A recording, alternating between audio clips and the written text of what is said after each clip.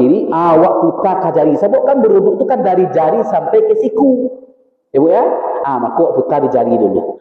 Yang penting jangan tangan kau barangke. Putar. Sampai terakhir di siku. Pokoknya basah ke sador. Kau dah ingat tadi? Sebab kau dah angke, ni basah tu Bu. Ni maniuri air aku. Dua kali. 3 kali. Betul lah kita ke kiri. Ada dia seketok betul. Lah, tipu di rambut, gua ambil seketek tadi, sunnahnya rambut akan dibuang, Bu. Letakkan seketek di situ aja, kemudian gua buang ke kain awak, kok ke lantai. Kan seketek tu, Bu. Baru diulap. Nah, telinga kan sunat. Dalam Al-Quran kan kepala. Rusakan kepalanya, Bu. Telinga itu sunat. Itu mangko Imam Hambali kalau beruduk itu dari kepala sampai ke belakang, balik langsung ke telinga. Imam Syafi'i dek hati-hati, kepala 3 kali, telinga 3 kali. Dek hati-hati, tapi itu sunat. Di dalam keadaan di pesawat tak perlu kutul. Maka cukup kepala. Betul kaki. Di kaki, pakai ke sepatu tadi. Tapi syaratnya setelah beruduk baru pakai sepatu. Ambil ayat tadi, Bu, dilapkan ke sepatu. Kan kau sepatu buat, lap ke sepatu. Itu saja. Kan proses sepatu waktu pesawat mah. Itu 3 kali. Pokok dilapkan. Itu saja. Itu cara beruduk. Jadi tidak memberatkan dari segi hukum untuk kita. Karena ada ayat. Mau khawatir. Ada kecuali ibu sengaja membawa abu. Abu dibawa di buku plastik stek atau pakai itu jadilah tu jadi abunya Pak, bersih. Tapi bagusnya pakai air tadi. Selagi ada air dan kulit kita menerima, kecuali ada sakit kulit awak, lakone air bermasalah. Kata-kata awak denyo, tu beda tu. Boleh. Ibu ya. Sikit lagi Bu. Di menutup mulut tadi Bu ya. Termasuk Bu dalam hadis ini dikatakan kamu juga tidak boleh mencongkel telinga. Dikata-kata telinga Bu, boleh sekali saja Bu, tokan sekali je. Bu betul-betul tak boleh ada Bu. Awak kan tak kan kata telinga betul-betul telinga. Itu larang. Tamu atu hidung kata betul-betul hidung Bu. Itu tak boleh. Begitu itu hidung begitu. Kalau ia betul saja sekali, tokan saya tua Bu. Kan hilang kata tu. Balik. Tangan balik. Kalau ia tak tahan Bu. Kan tokan hidung kata hidung tokan satu. Dah beruat cukup berapa Bu? Tekan. Kan hilang kata aja tu. Hilang golinya tu. Lipet tangan balik. Itu sebenarnya Pak. Apabila awak cuki-cuki, awak agak gawi tu. Ikut nyampang kata pun awak sekali. Gawi sekali, dah biasa dah. Itu sunnah. Dalam berkata Al-Khattabi menurunkan kain maksudnya sampai berjela. Jadi menurunkan kain kau Bapak Ibu maksudnya sampai menutup lubang hidungmu dan menutup menjelauan ya tertutuplah sebagian dagu kau atur kata Nabi. Kemudian selanjutnya Nabi mengatakan dalam Aisyah, salat telah dibacakan iqamat, maka ada makanan di hadapanmu. Kalau merusak ibadahmu, maka makanlah dahulu. Itu kata Nabi. Jadi kalau ada makanan di muka awak, lah makan, baru letak lebu, makanlah. Tundalah solat. Kalau memang lah. Tapi kalau dia bisa ditutup, istilahnya tak menggaduh kawak, lain tak lo tergaduh, kau tiba kucing, sehingga imam kau, apa ke itu lo tak? Kau lamu sebenarnya pinas, aku begitu lo, kakak tergaduh lebu. Itu lah bayo lo tu. Berubah lo makna lain makan. Jadi kata Nabi sampai begitu Nabi mengatakan kalau ada makanan maka bagusnya kamu makan saja dulu daripada awak mata gaduh dalam salat. Dijelaskan dalam uraiannya dalam kitab itu dalam hadis Bukhari itu menyuruh mendahulukan makan maksud ialah agar keperluan tubuh jasmani seseorang cukup lebih dahulu dan lebih sempurna dia salat dan dia tidak tergoda oleh bau makanan dan tidak tergoda oleh laparnya perut karena dia belum makan. Kemudian Bu, menahan kencing atau buang air besar. Jadi takbir wak bu, tasasak nak pipis. Kata Nabi, berhentikan. Tapi berdua pipis loh. Ada dikatakan oleh dalam Abu Daud supaya menganggap, dikatakan dalam hadis hasan itu kata ada 3 yang tidak boleh dilakukan oleh seseorang. Janganlah seseorang menjadi imam bagi suatu kaum, kemudian dia mendoa bagaimana hanya untuk dirinya sendiri, dan dia menahan buang anginnya dan menahan hajat buang air besarnya. Jadi dalam hadisku mungkin disampaikan dari Nabi untuk imam yang salat, maka dia petunjuk untuk imam yang salat. Maka kalau imam salat, hajatnya dia tahu ke orang belakang gantian nombor imam. Tentu. Jadi maknanya ini juga untuk kita sebagai makmum, Bapak dan Ibu, maka bila wak boleh manahannya boleh di rakaat terakhir ataulah mendekati salam. Dalam mendekati salamnya, tanang taraso nak buang angin, itu boleh ditahan. Jadi kalau sejak awal maka itu mengko sebenarnya sunnahnya awak menyangkuang waktu bersuci supaya angin keluar. Ini ibu yang paling bagus kami papa aku kan tagak kadang-kadang. Ini betul ibu. Selagi angin keluar ko laida yakin awak basoida ada indu angin, maka dak le mesti awak cuci ibu. Tapi kalau ada indu angin lakunya enggak bau mesti tu cucilah. Ini dikatakan oleh Rasulullah SAW. Maka jadi pipislah dulu. Hadis Abu Daud. Janganlah seorang bersolat di waktu hidangan disajikan, dan jangan pula dia solat waktu terdesak oleh buang air kecil atau buang air besar. Hadis dari Imam Muslim, Ahmad dan Abu Daud dari Aisyah. Aisyah berkata, apabila seorang di antara kamu mengantuk, hendaklah dia tidur terlebih dahulu sampai rasa kantuknya hilang, baru dia solat. Kecuali, itu ada kecuali bu, kecuali memang telah di penghujung waktu, maka dia solatlah, dia pendekkanlah bacaannya. Tak perlu dulu baca wajah tu, langsung Al-Fatihah, tiba di ayat cukup alif lam mim, Allahu Akbar. Tiba di ko subhana rabbil a'la wa bihamdi atau subhana azimi wa bihamdi, bisa saja dak baca sebab tu sunat semua. Yang penting ada tumakninah. Berhenti saja. Au kurang berhenti ko bu, tumakninah ko kembali po kesendian ko kembali ke tempatnya. Contoh boleh tagak ko bu. Sami Allahu liman hamidah. Balik tangan lalu lurus tangan, itulah tumakninah namanya. Tapi kalau awak kan tak sami Allahu liman hamidah, Allahu akbar, itu lu balik namanya bu. Tolong tumakninah dah. Awak kan ada tu, sami Allahu liman hamidah, Allahu akbar. Kan lu berhenti tangan lesiko bu. Itu sami Allahu liman hamidah. Balik posisi tangan, ala berhenti tiba siku baru tumakninah, baru Allahu akbar. Aku tak nyesat tali aja. Sami Allahu liman hamidah, Allahu akbar. Hanya lalu aja tangan tu pak. Itu belum tumakninah. Jadi sunnah membaca itu tak wajib, tapi tumakninahnya menjadi wajib. Jadi rukun salat itu ruku dan tumakninah, sujud dan tumakninah.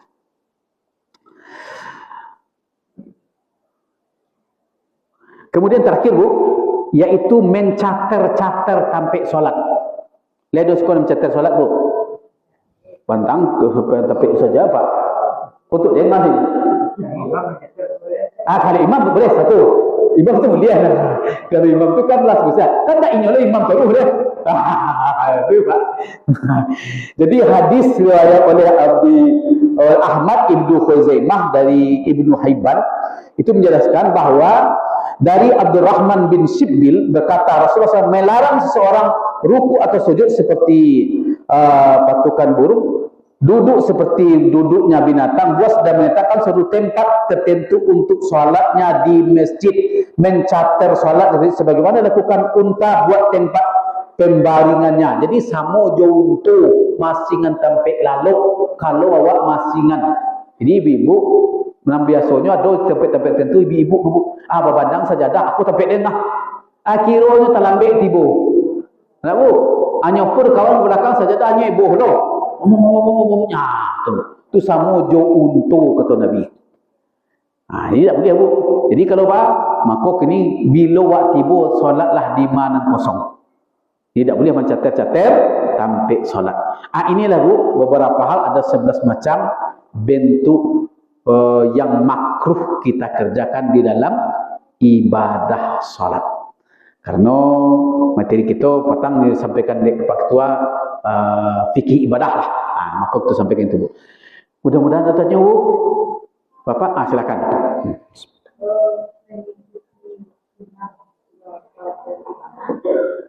Bagusnya kan kalau udah Allah baru kita atau sama. Kau pertanyaan bagus bu. Di dalam sebuah buku betulkan solat anda. Banyak yang tak batul solat awak bu. Berjemaah. Badak batuannya, imam belum sempurna takbirnya, awaklah takbir. Belum sempurna iktidalnya, awaklah iktidal. Kok lama bu. Jadi ada dua nih bu.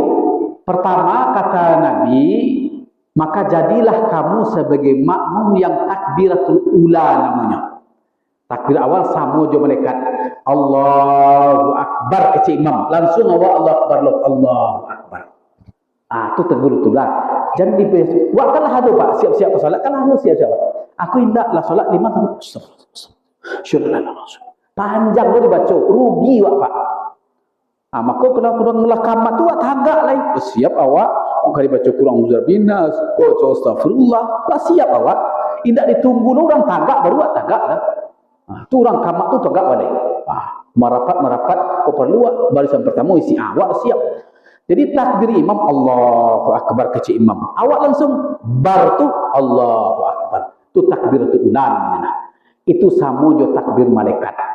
Apabila imam ruku, maka rukuklah kamu setelah imam ruku. Jadi Allahu Akbar lah sampai bar imam baru awak Allahu Akbar. Nabi doa panjang waktu tagak. Allahu Akbar. Kecil makan panjang takbirnya bu. Dan awak sujud juga lu. Lah selesai bar imam baru awak tagak. Kalau sempat mendahului imam, kapaloku dirubah menjadi kepala keledai.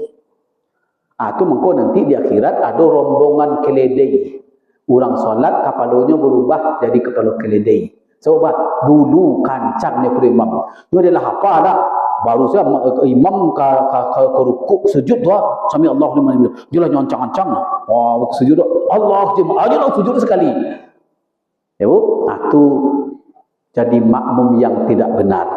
Dialah waktu selesaikan takbir imam, selesaikan ucapan i'tidal imam baru baca. Maka waktu i'tidal tu bu, maka awak tidak perlu membaca sami Allah. Cukup dengan Rabbana walakal hamdu. Itu cek lebu.